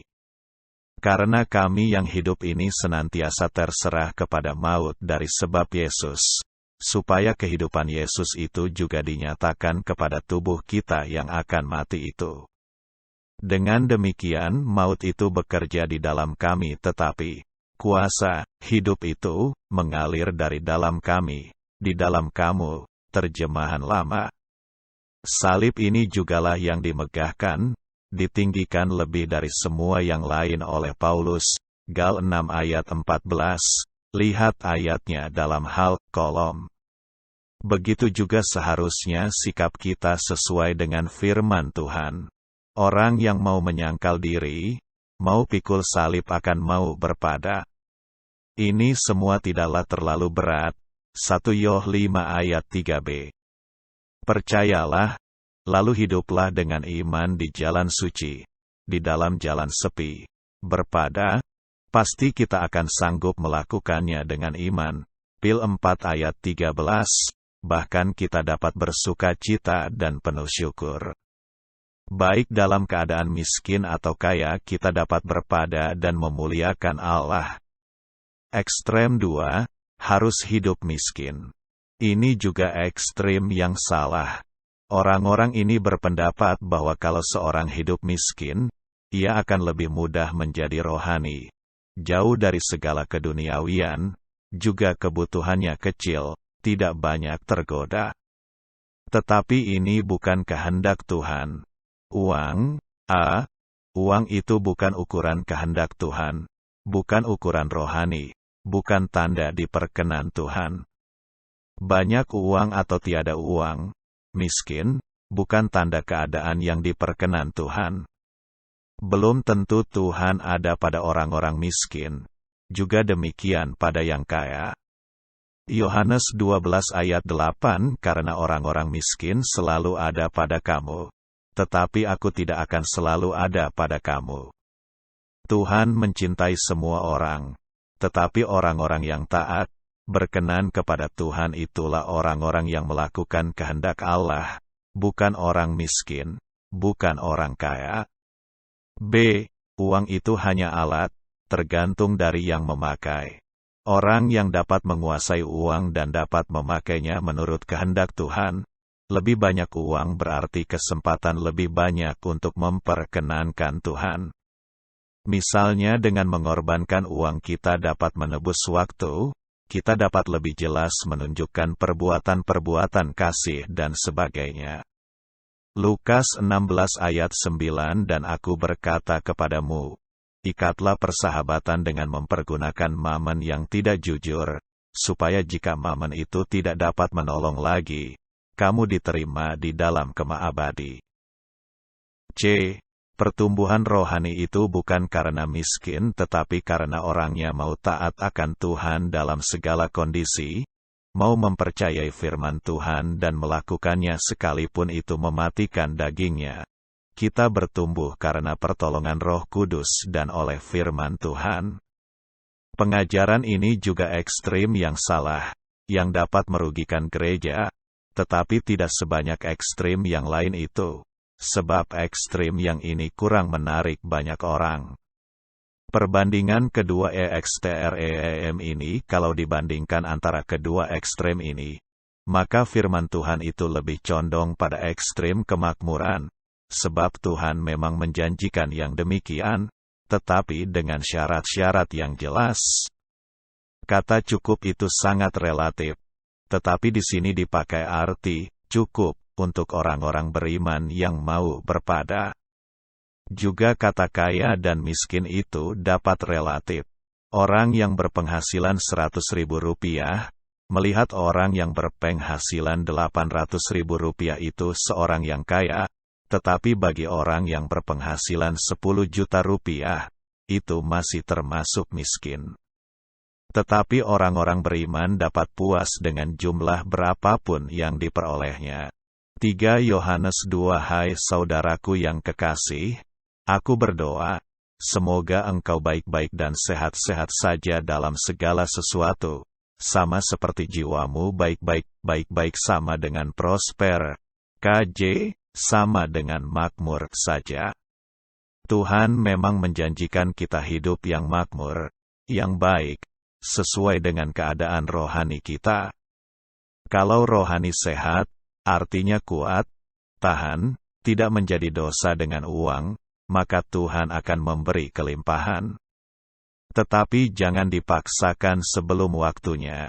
Yusuf tidak dijadikan kaya dari permulaan, tetapi sesudah lulus semua pengolahan dan ujian.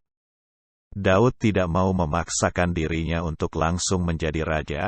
Ia menunggu waktu dari Tuhan. Menjadi lebih kaya bagi orang yang rohani itu lebih baik.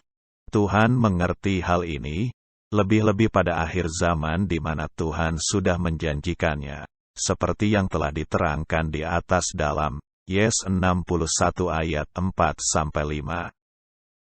Tetapi Tuhan tidak dapat bertindak sembarangan supaya jangan merusak hidup rohani anak-anaknya, dan yang pasti, rohani yang sehat itu dapat berpada dan tidak ada percintaan akan uang. Kalau ada percintaan uang, itu adalah berhala. Kolose 3 ayat 5, itu sangat dibenci Allah. Jangan sampai disesatkan oleh teori-teori kemakmuran yang membuat banyak orang jatuh dalam penyembahan berhala mammon ini. Percintaan akan uang itu amat jahat.